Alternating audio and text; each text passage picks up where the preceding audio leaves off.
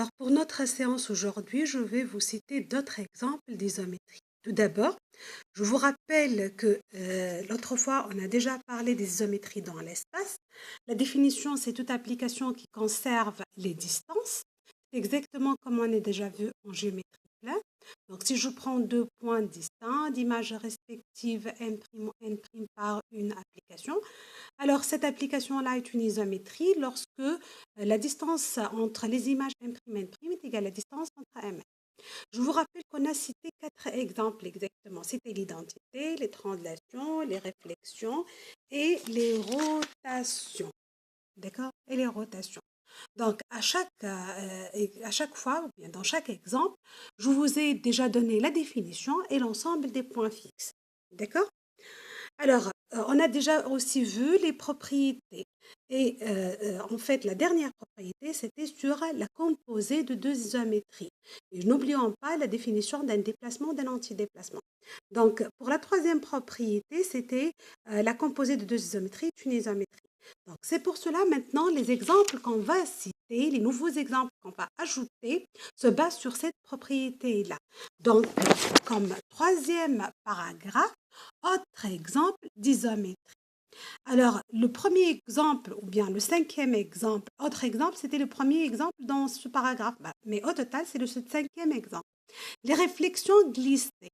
Donc, par définition, une réflexion glissée, c'est la composée d'une translation TU et d'une réflexion SP. Bien sûr, ceci à condition que la direction de U soit parallèle à P. Alors, dans ce schéma-là, en fait, on peut voir facilement que la composée est commutative, c'est-à-dire TU rang SP est égal SP rang TU. Et donc, l'ordre n'intervient pas. Je peux commencer par une translation ou bien par une réflexion. Je vais refaire la figure ici. Je vais vous montrer encore une fois comment ça se fait ici. D'accord? Donc, la figure, c'est la suivante. C'est que je considère un plan P. Un vecteur doit être de direction parallèle à P. D'accord? Alors, je vais considérer un point M et je vais déterminer son image par TU rang SP et puis son image par SP rang TU. Et on va voir la différence entre les deux. D'accord? Donc, pour déterminer son image par la première composée, donc je vais commencer par SP puis par TU. Alors, pour déterminer l'image d'un point M, bon, si le point appartient au plan, donc son image par SP, c'est lui-même. Donc, il suffit de déterminer son image par TE. Donc, le cas, ce sera très simple. Donc, c'est pour cela, je suppose que le point M n'appartient pas au plan. Par exemple, le point M ici. D'accord? Alors, son image par SP, par définition, c'est-à-dire il faut que le plan P soit le médiateur du point M et son image. Là, j'ai noté son image, c'était M2. D'accord? Donc, le plan médiateur M2. Voilà. Par exemple, ça, c'est le milieu de M2. M2, c'est égal SP de M. D'accord? Pour avoir la même figure ici, hein, j'ai noté son image par SP, c'est M2. Alors, après, son image par TU, l'image de M2 par TU. Donc, ça va être le point N'. Il faut que M2'' est égal à U. M2'' est égal à U. Donc, ça, c'est M' qui est égal à SP de M2. C'est-à-dire SP de... pardon, c'est TU. TU de M2. Pardon. TU de M2. C'est-à-dire TU de SP de M. C'est-à-dire TU rang SP de M. Voilà. D'accord? Alors, maintenant, si j'essaie de déterminer son image par la deuxième composée, d'accord? Donc, je répète ici, Sarah, c'est que j'ai pris un point M, son image par TE en SP, c'est le point M' ici, d'accord? Maintenant, j'inverse. L'image par TE, j'ai noté ici M1, d'accord? Noté ici M1. Donc, l'image par TE, c'est M1. Donc, M1, c'est l'image de M par TE. TE de M. Eh bien, ici, on peut voir facilement que M', c'est aussi l'image de M1 par SP. Donc, ce n'est autre que SP de M1, c'est-à-dire SP de TU de M, c'est-à-dire SP rang TU de M. Et donc, vous voyez très bien ici, lorsque j'ai pris un point M de l'espace, alors son image, c'est lui-même, que ce soit par TE en SP ou bien par SP en TE. Et ceci, quel que soit le point M. Et donc, vous voyez très bien qu'on a égalité.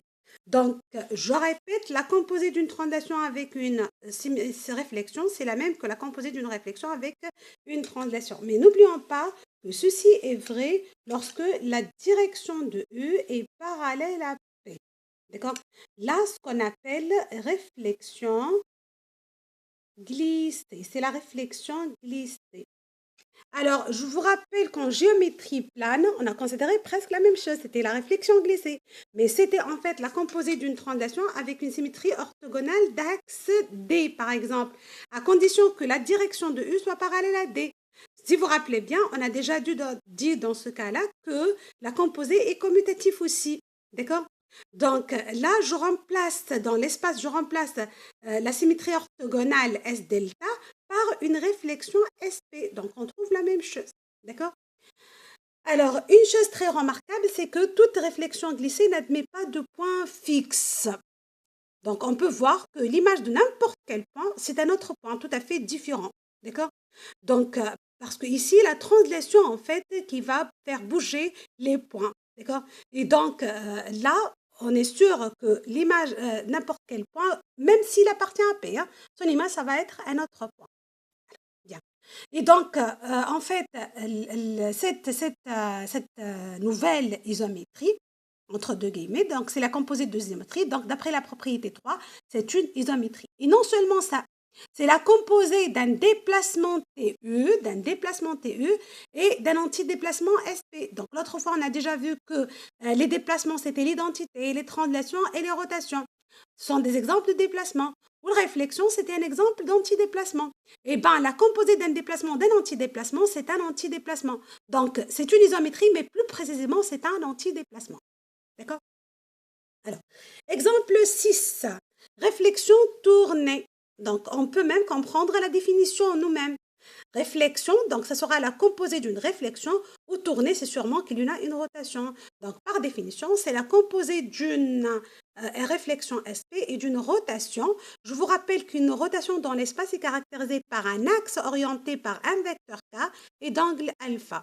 Mais lorsque je vais définir cet exemple-là, il faut que la droite D liée à l'axe de la rotation soit perpendiculaire au plan de la réflexion. Et évidemment, il faut que alpha différent de 0. Sinon, si alpha est égal à 0 modulo 2pi, on a déjà vu que dans ce cas-là, les rotations, ce sont l'identité. Et donc, ça ne sera pas réflexion tournée, ça sera réflexion tout court. D'accord?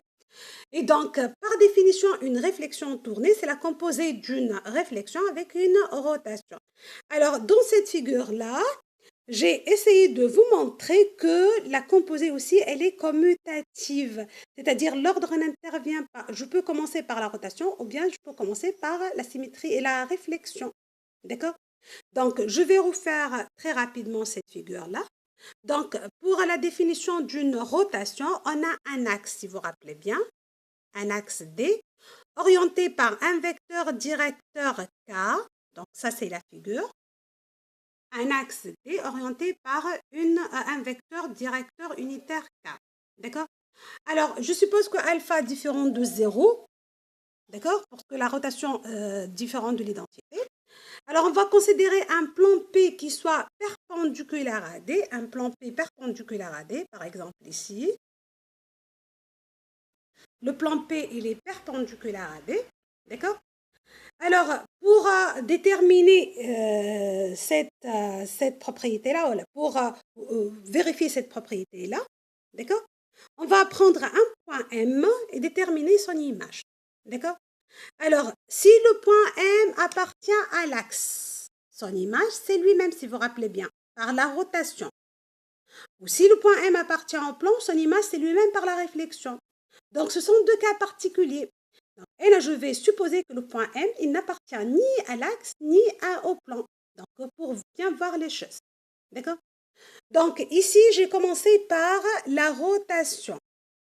D'accord? M1, c'est l'image par la rotation. Donc, je vais considérer la même chose. Donc, je vais prendre un point M, qui n'appartient pas ni à la droite ni au plan. Un point M ici. D'accord?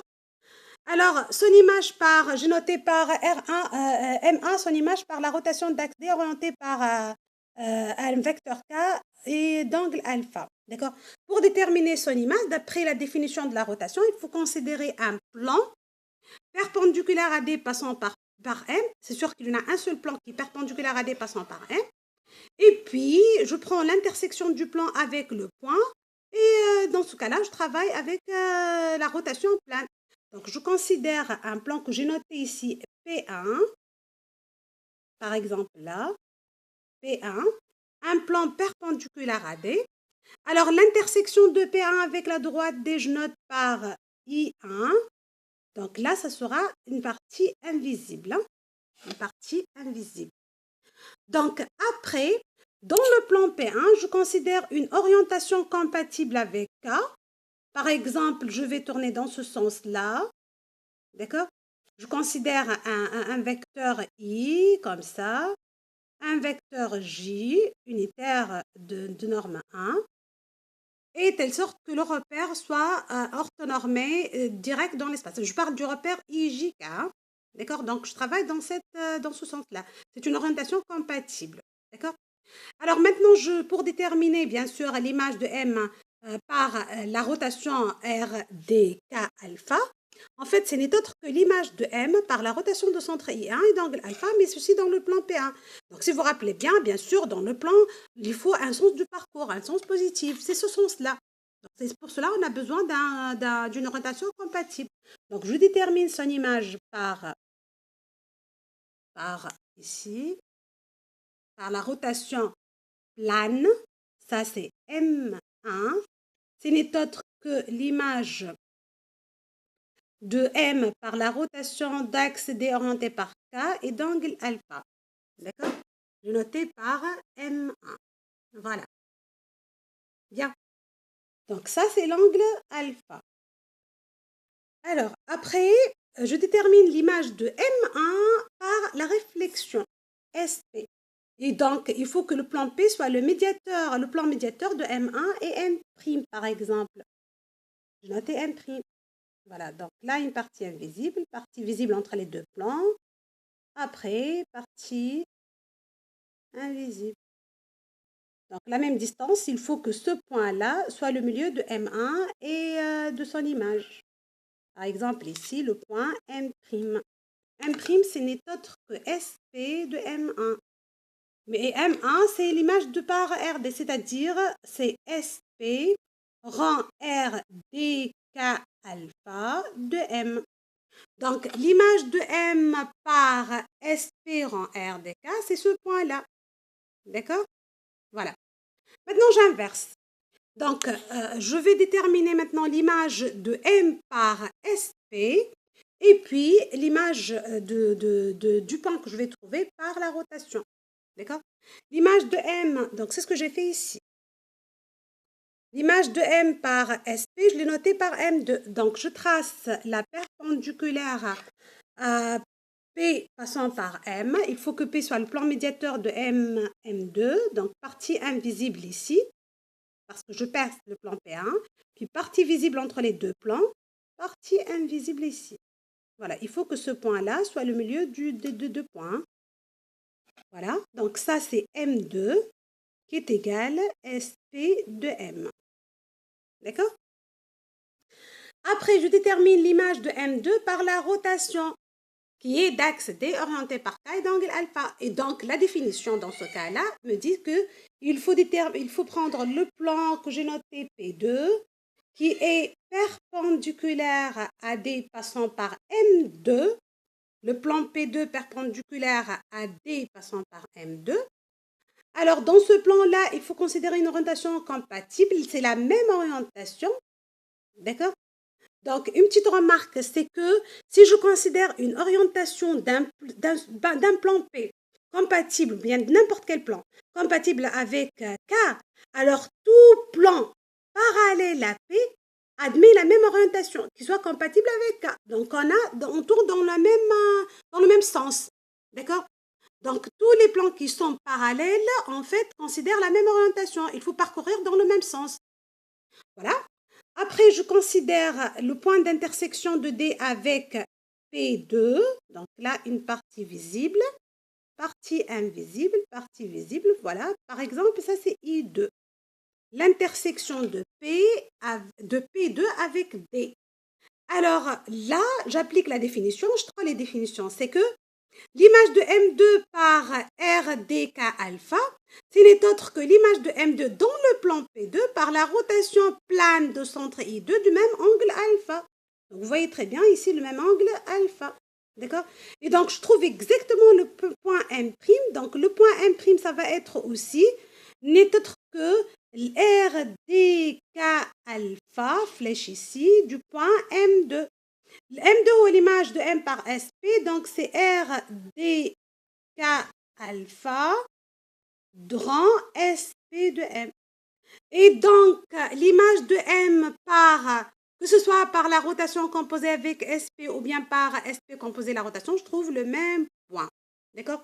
Et donc là, c'est ce que j'ai écrit ici, où j'ai encadré l'hna, c'est que SP rend RDK alpha n'est autre que RDK alpha rend SP. On dit que la composée est commutative. Ou là, ce qu'on appelle réflexion tournée.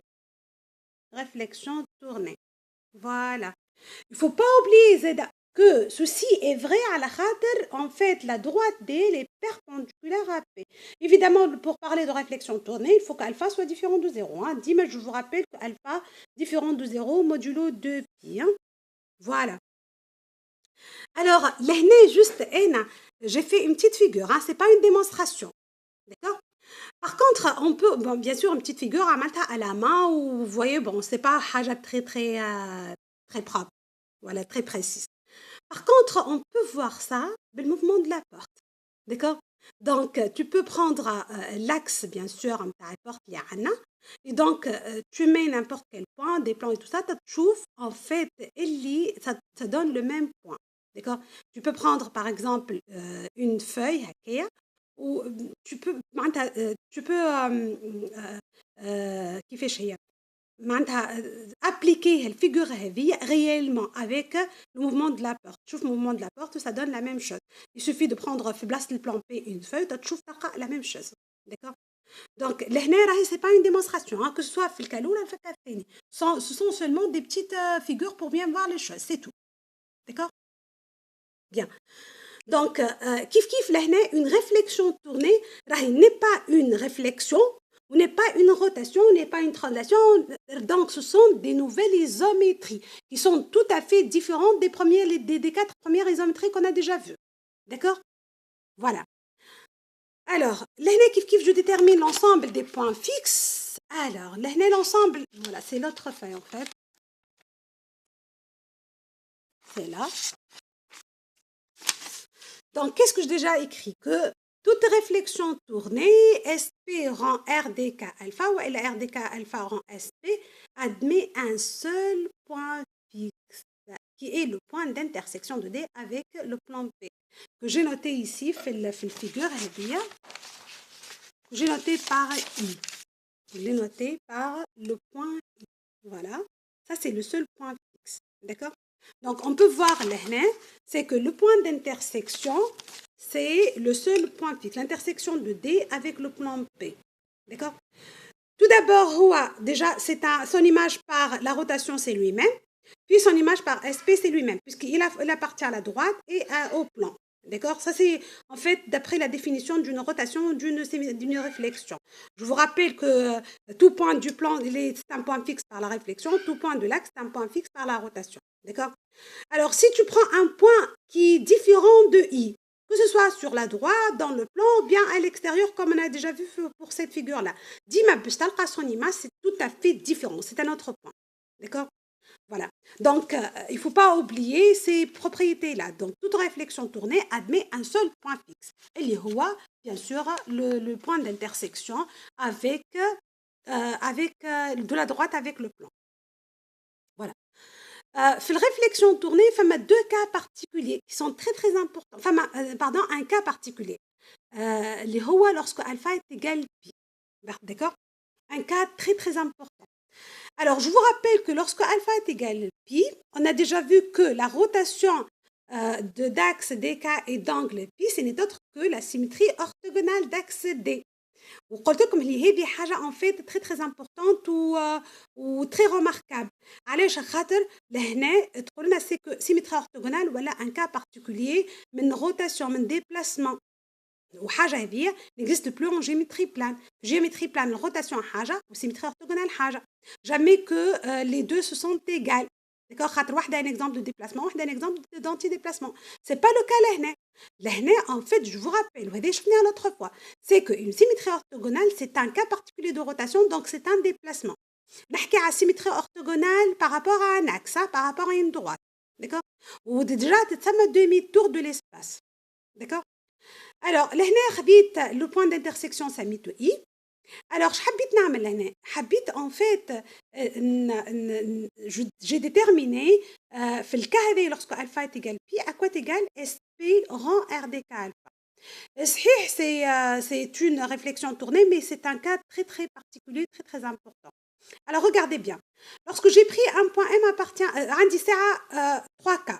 خديت le point M appartient à D وبعد خديت le point M appartient au plan وبعد خديت un point M qui n'appartient ni à D ni au plan. D'accord?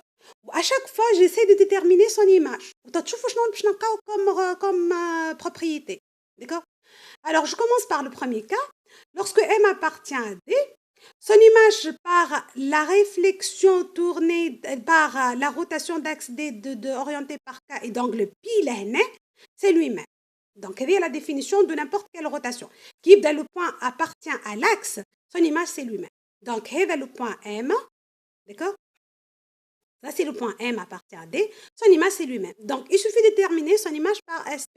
Eh bien, son image par SP, c'est un point M'. Il faut que P soit le plan médiateur.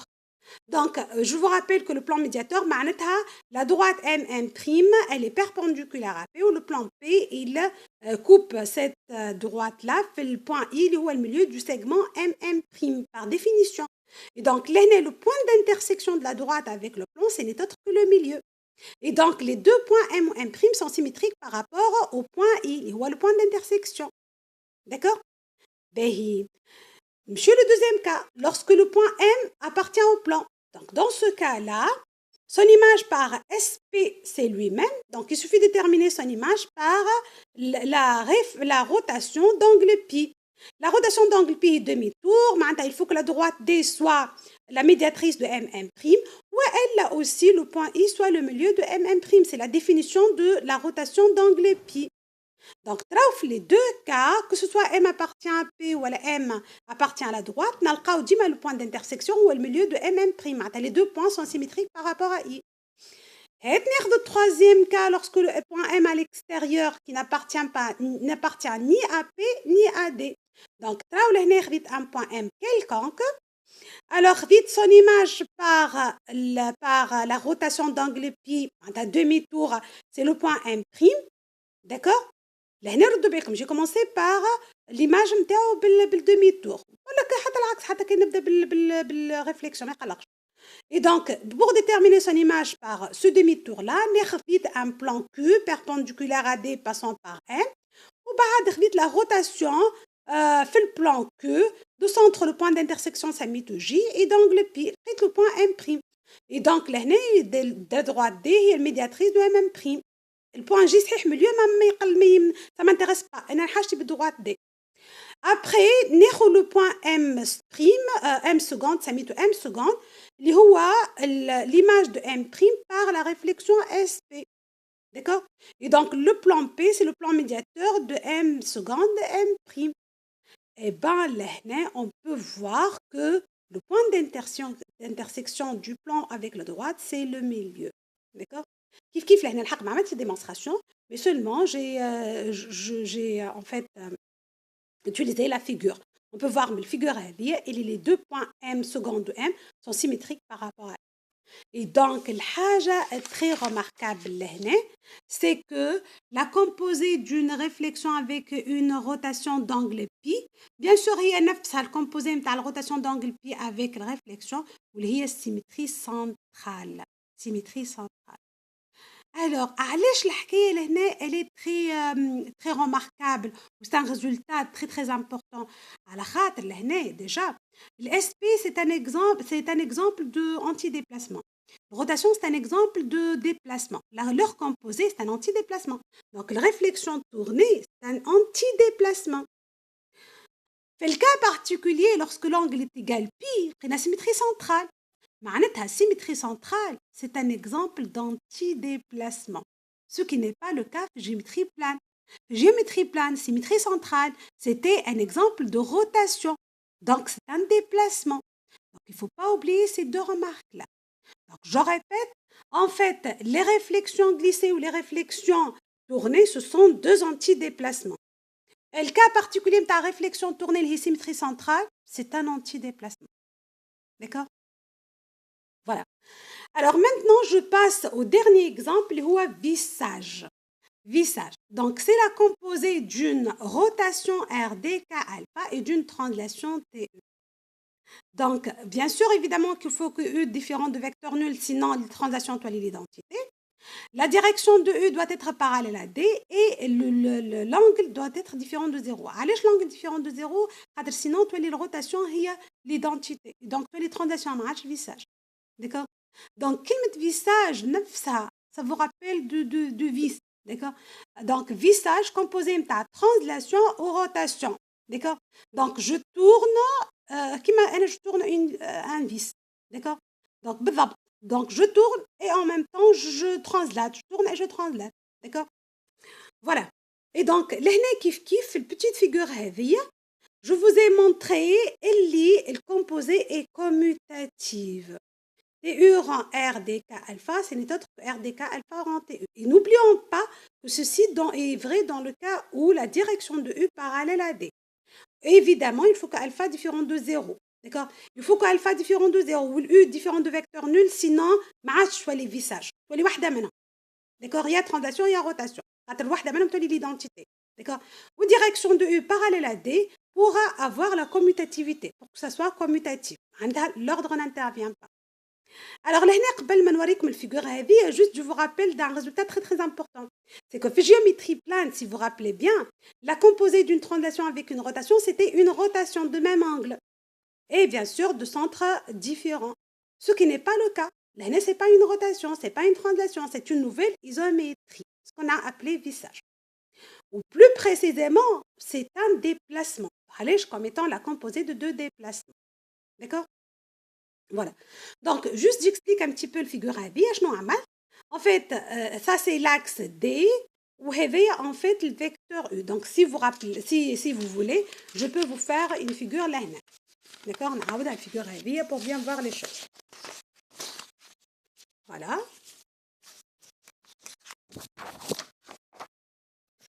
Donc, là, j'ai pris une droite D orientée par un vecteur K. Voilà. On a par exemple un vecteur U de direction parallèle à D. Ça, c'est le vecteur U. D'accord? Ben. Alors, qu'est-ce que j'ai fait là? Vite, en fait, un point M qui n'appartient pas à D. Dès que le point M appartient à D, son image de rotation, c'est lui-même. D'accord? Donc, il suffit de voir son image de la translation. Alors, là, en fait, j'ai commencé par son image par la rotation, en bas de translation. Alors, c'est ce que j'ai fait ici. Donc, je vais prendre un point M, par exemple, là, un point M. Son image, j'ai noté N' par RDK alpha. D'accord? Donc, qui fait je détermine son image par RDK alpha. Donc, il suffit de considérer le plan perpendiculaire à D, passant par M. Il y en a un seul plan. J'ai noté ce plan-là par P, si vous voulez. Le plan P. 9 notations là. Le plan P qui est perpendiculaire à D passant par M. l'intersection de P avec la droite D, ça met I. Une orientation de P compatible avec K, par exemple, sans savage, toujours dans ce sens-là. Ou pas, en fait, l'image de M par la rotation de l'espace, ce n'est autre que l'image de M par la rotation de le plan P. Donc, par exemple, ça c'est alpha, ça c'est M'. Ce n'est autre que RDK alpha de M. Voilà. Bien. Et puis, l'image de M' par TE. Donc, ça va être un point ici. Et la partie invisible, partie visible, il faut que MM seconde soit égale, MM seconde est égal à U. D'accord? Voilà, donc ça c'est M seconde. Ce n'est autre que TU de M', c'est-à-dire TU de RDK alpha. Donc, rend RDK alpha de M. Voilà. Bien. T'as vu comme je n'axe? D'accord? Donc, je vais déterminer l'image de M par TU ou bas l'image de l'image. D'accord? Ça met tout M1. Donc, l'image de M par TU, c'est un point que j'ai noté par M1. Ça, c'est M1. Ce n'est autre que TU de M. Alors, après, l'image de M1 par la rotation d'axe D orientée par K et d'angle alpha. Et donc, je considère un plan, par définition, un plan Q qui est perpendiculaire à D passant par M1. Alors, l'intersection du plan Q avec la droite D, bon, là, on a déjà la figure, donc partie invisible ici, partie visible. Par exemple, je l'ai noté par le point J. L'intersection du plan Q avec la droite D. Et donc, vous pouvez voir l'image de M1 par la rotation d'angle alpha, c'est n'est autre que le point M seconde. Je vous rappelle que l'orientation de P est l'orientation de Q. Les fnines admettent la même orientation. Il faut qu'on doit orienter dans le même sens. باش واحد يدور في sens والثاني في sens واحد آخر. لا. qui بداو deux plans parallèles عندهم la même orientation compatible avec K. Et donc, là, en fait, حبيت نقول لكم اللي M seconde زاد هو ce n'est autre que l'image de M1 par RDK alpha de M1. Ou le M1 هو l'image de M par TU. معناتها c'est RDK alpha rend TU de M. Et donc, في الفيجور هذه, ce n'est pas une démonstration, d'accord? J'ai pas fait une démonstration, seulement une petite figure pour bien voir les choses. في الفيجور هذه, en fait, je vous ai montré, et les TU rend RDK alpha, il n'est autre que RDK alpha rend TU. Donc, la composée TU rend RDK alpha, c'est ce que j'ai écrit ici, est égal R, c'est ce que j'ai écrit ici, égale RDK alpha rend TU. Donc, la composée est commutative. D'accord? Et ceci à condition que la direction de U soit parallèle à D. Ceci n'est vrai que lorsque, bien sûr, il faut que le vecteur U différent de vecteur nu. Allez, translation de l'identité. Il faut que alpha différent de 0 modulo de pi. Allez, sinon, la rotation et l'identité. D'accord? Et de plus, il faut que la direction de U soit parallèle à D pour avoir cette commutativité. Ou les ça m'énerve visage. Allez, ça m'a visage. D'accord? Le visage, mais c'est une translation, mais c'est une rotation. C'est une nouvelle isométrie. Ou en particulier, c'est un nouveau déplacement, comme étant la composée d'un déplacement ou d'un antidéplacement. D'accord? Alors, il faut bien remarquer que tout visage n'admet pas de point fixe. Ça, c'est très clair. Qui déroule à un point, son image peut un autre point. L'axe. D'accord? Donc, son image, ça va être un autre point tout à fait différent. Voilà. Alors, je termine le cours avec la remarque hévia. C'est que les déplacements ou les antidéplacements plus précisément. Donc, si je résume, déjà, on dit 7 exemples d'isométrie. Maintenant, l'identité, les translations, les réflexions, les rotations, les réflexions glissées, les réflexions tournées et les vissages. D'accord? Sont 7 exemples d'isométrie tout à fait différentes. Hata wahda, mais est égale à l'autre. D'accord? Alors, pour les déplacements, les déplacements, l'identité, ou translation, ou la rotation, ou le visage. Le visage comme cas particulier, comme composé de 2 déplacements. D'accord? Donc, on a déjà l'identité ou translation ou la rotation sont des déplacements. Le composé de la translation ou la rotation, tatina visage, c'est aussi un déplacement.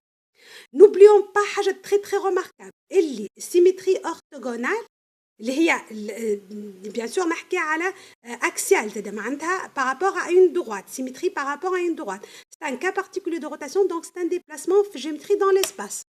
Mais c'est ce qui n'est pas le cas في géométrie plane. Alors les antidéplacements هما les réflexions déjà شفناهم. oui الكومبوزي نتاع الريفليكسيون والترانزلاسيون سميناها ريفليكسيون غليسي.